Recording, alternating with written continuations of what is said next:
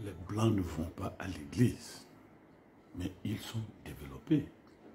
Et nous avons expliqué qu'ils sont développés à cause de leurs racines judéo-chrétiennes. Le travail, la vérité et la libre expression, la libre découverte. Et tout cela vient de la religion. Les Blancs ne vont pas à l'église, mais ils sont développés. Comment? Ça, c'est la description primaire et médiévale de l'Europe. Ici vivent des monstres. Alors, prenons l'Allemagne. D'abord, les Hébreux appellent l'Allemagne Ashkenaz. Ashkenaz est le fils de Gomer. Ce sont des Gomérites. Genèse 10, verset 3. Les autres sont Riphat et Togarma. Les Arméniens se disent descendants de Togarma et d'Ashkenaz. Les Gomérites migraient plus loin dans des pays qu'on appelle aujourd'hui pays de Galles. Selon le historien Davis, les descendants de Gomer débarquaient sur l'île de la Bretagne en provenance de la France environ 300 ans après le déluge. Vous suivez? Les Gomérites, dont sont issus les Ashkénazes, qui sont les Allemands, et les autres sont Togarmans. Ils migrèrent au pays de Galles 300 ans après le déluge. Ça, c'est selon le historien Davis. Ils parlaient le goméraïque, la langue de leur grand-père. Ça a disparu. Et selon Davidson, African Kingdom, à la page 104, ce sont les Romains qui ont enseigné l'agriculture aux Allemands. Ce sont les Romains qui ont enseigné l'agriculture aux Allemands. Est-ce qu'aujourd'hui, l'Italie dira qu'elle est plus développée que l'Allemagne? Non, c'est la première puissance européenne. Non, suivez. Avec la traduction de la Bible en allemand, Nouveau Testament, en fait, c'est quelqu'un seul qui a fait ça, Martin Luther. Après son clash avec le Vatican, on voulait l'arrêter. Il s'est caché. Et lui seul a traduit le Nouveau Testament en allemand. Le Nouveau Testament n'était pas en allemand. Tout le Nouveau Testament était en latin. C'est ce qu'on a fait pendant la colonisation. On parlait le latin, on faisait le culte en latin pour qu'on ne comprenne pas beaucoup de ce qui se disait, se faisait, se croyait. Et lorsque Martin Luther a fini de traduire le Nouveau Testament en allemand du latin, maintenant, Johann Gutenberg, par lui, Dieu a créé l'imprimerie à caractère mobile. Donc, Gutenberg va imprimer 200 Bibles. 200. Et ça, c'est en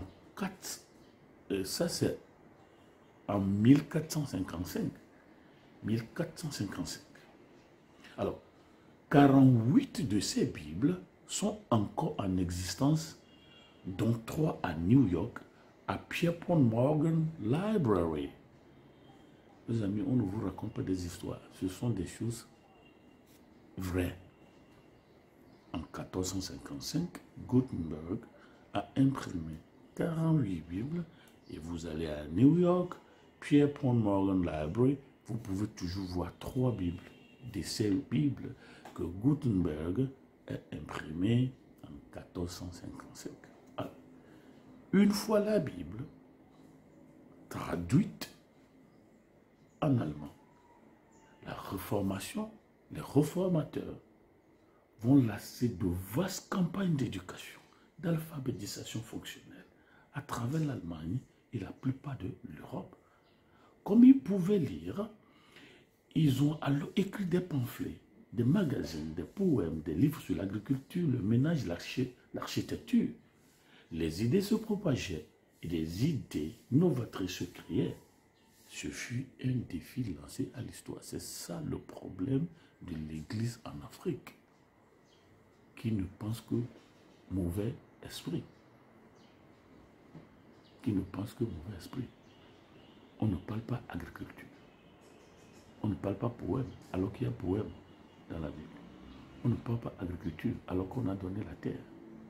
On ne parle pas astronomie, alors que vous avez le ciel sur nous.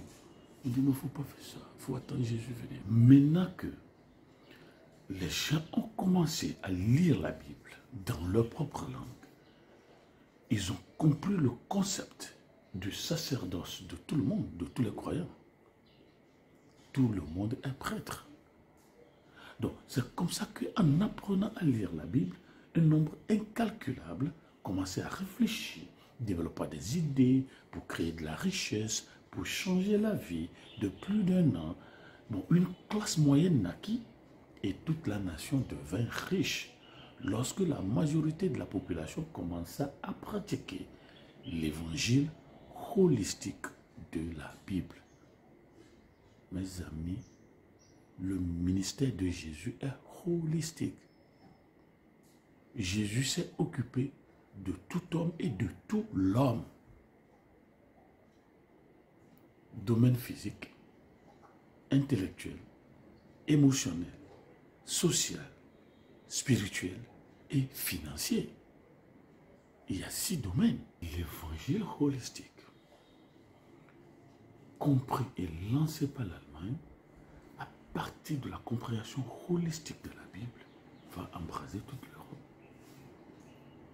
Et quand on dit ces choses, les gens disent, vous savez, en Allemagne, il y avait même ce qu'on appelle les prophètes de Zwickau. Des gens qui se promenaient dans les villages et dans les villes, qui faisaient la bonbonvologie. On prophétisait, on priait comme on le fait. Il y avait tout ça en Europe. Mais la compréhension holistique, enseignez-leur tout ce que je vous avais prescrit. L'homme doit manger, l'homme doit s'habiller, l'homme doit vivre dans une maison. La pyramide de Maslow vient de la Bible.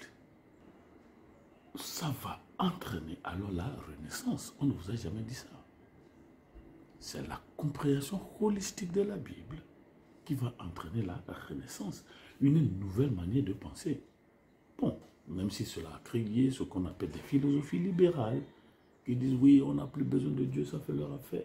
Donc tout le progrès du Moyen-Orient et de l'Extrême-Orient va tomber en désuétude à cause de l'explosion de la connaissance et des découvertes en Europe. Ça vient de la connaissance de la Bible.